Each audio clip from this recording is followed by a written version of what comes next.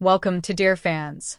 For the past year, we've watched Sheryl Swoopes target Caitlin Clark with bizarre claims that she's a 25-year-old playing against teenagers, that her rookie season isn't impressive, that nobody wants to play with. The attack seemed endless. Then Cheryl Miller stepped into the ring. The basketball legend and former Clark coach just delivered a knockout blow on the All the Smoke podcast, calling Swoopes a big dummy and dismantling the false narratives.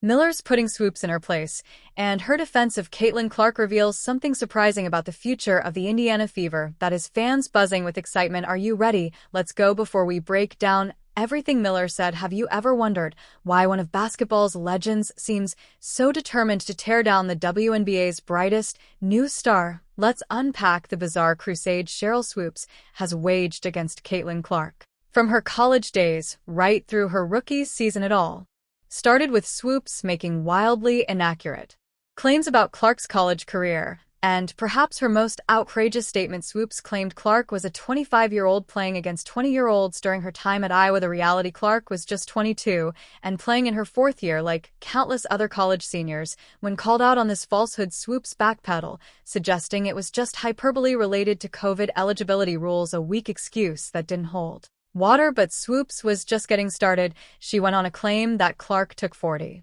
shots a game, painting her as a selfish volume shooter. The actual number, Clark averaged 22.7 shots per game. What makes this claim particularly ironic is that Swoopes herself averaged 19.2 shots per game during her senior year, just 3 fewer than Clark. Talk about throwing stones from a glass house.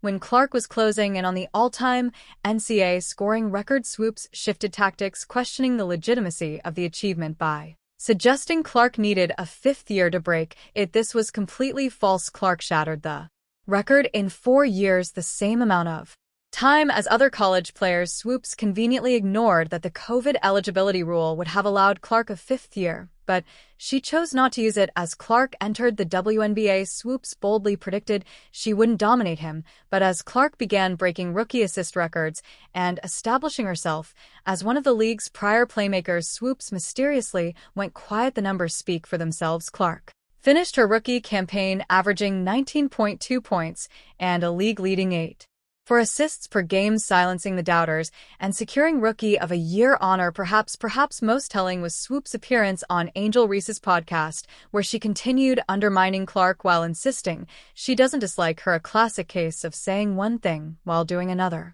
Like this video and subscribe this channel. Thank you.